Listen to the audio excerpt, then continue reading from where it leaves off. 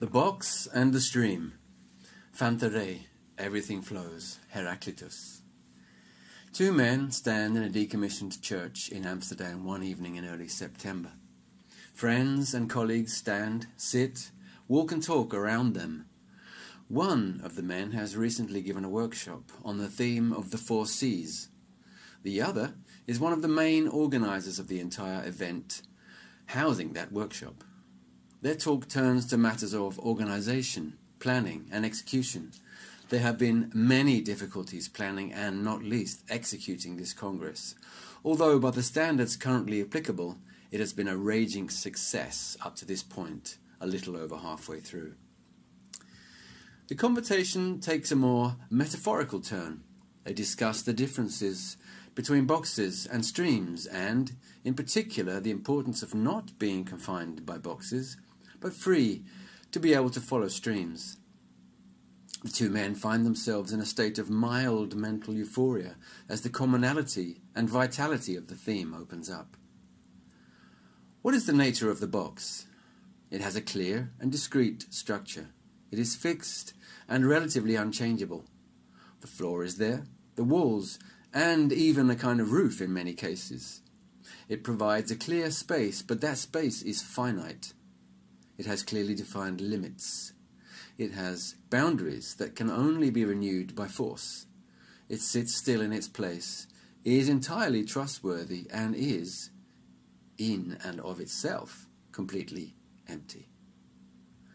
The stream provides a contrast in every single sense. It is pure flow and ultimately accepts no boundaries. Its structure has no inherent limits, but accepts those of its current context as it shifts and changes. It moves continuously, and should it cease to move, it will have ceased to exist. The box is entirely dependable within its limited and clearly defined remit. The stream is entirely unpredictable, aside from one or two inherent qualities, wetness and movement. We have no idea where the stream will lead us, but we know with complete certainty what the box offers as soon as we examine its contents. Extending the metaphor, we might make a few deductions about box-like behavior and streamlined living. Living according to the box, we rely on logic and deduction. We work from what is and build our logical thought patterns on that which can be dependably inferred. We stay within the boundaries of what is and that which can be built upon it.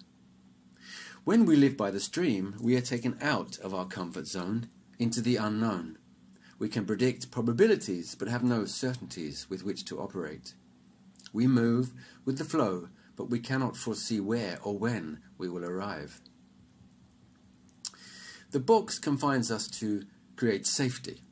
It gives us security, and the ground feels solid beneath our feet. It limits our freedom to give us the feeling of protection. It provides solidity and seems to resound with the sense of the known, that which we know we can trust. The stream casts us into its flow and takes us to places unknown. It reveals life as it approaches, with all its freshness and uniqueness. We cannot know what is approaching because it has not yet become. Forms are unfixed and horizons uncharted. Living with the box, we scrutinize the map in all of its detail before taking a step forward. We predict and build plans based on factual information. We want the manual to tell us which step comes before which. We attempt to troubleshoot in advance, before the process has begun. Riding the stream, the landscape is revealed as it is formed. The map cannot keep up with the ever-changing features of reality as they form in real time. The present is constantly overtaken by a new version of itself, and then another, and yet another. Taking stock is a moment in flux, swiftly rendered obsolete by its own unfolding creation. Organization might appear to be a function of box-like thinking. What do we want to achieve? Which resources do we have? What else do we require? What are the first steps that need to be taken? Which others after that? This is an entirely illusory picture of how things really occur. That which we want to achieve is the product of a momentary vision. The vision is the crystallizing of 1,000 instants and realizations. It changes with every breath and rolls with the process unfurling. Each flash of planning and decision-making is likewise an act of creation, flowing from energy in interaction with the ever-changing moment. Staying in the box, we limit our possibilities to the logically deductible. Each step must follow from the presently possible. The confines of the box show the limits of the thought processes available. Our plans are limited by what we can predict and deduce from the resources already in existence. Flowing with the stream, our horizons are unlimited. Possibilities multiply as breath is taken and energy flows. Views open and the stream flows from moment to moment. As the flow proceeds, perspectives change. Nothing is constant, nothing except change itself. You may argue that the box seems to provide a stable platform, giving us a safe place to start and security through clarity. We can discover what resources are available to us and take the steps that seem possible from the resources at hand. All of this is undoubtedly true. The danger lies in trusting that the box might also contain process and creativity moving forward. The stream may appear more dangerous. Isn't that like stepping out into the void, giving up all certainty and security, all knowledge of where we will end up, every vestige of control? Yes, to a certain extent it is all of these things, but that is to focus on the negative aspects of the stream. That is to ignore that the stream can take you to places you could never have imagined. The stream is full of resonance, suggestion and possibility. It has no limits and accepts only the most minimal of temporary boundaries as it moves along in its course. The box will most certainly yield according to its finite contents, and those contents are most certainly not to be denied or disparaged.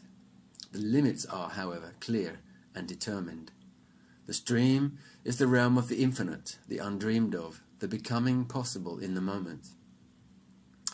To become part of our own life process, we cannot remain within the safe confines of the box. We need to step into our flow and trust in the power of the stream. To explore the realms of the possible, we need the courage to move outside of the known. To discover our potential, we open the door, step out of the box, and enter the stream. Several weeks later, the two men speak again, this time via digital link. Ideas are exchanged and plans laid. Key words and phrases arrive in written form, are then tweaked and returned.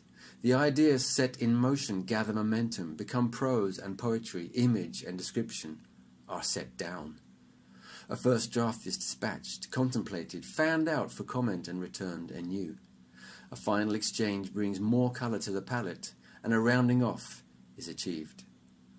May the words you are hearing become the launching pad of the stream as it flows onward through your life. May the stream lead you where you need to go, not necessarily where you'd like to go. Words by Chris McAlister and Bart Bloomers.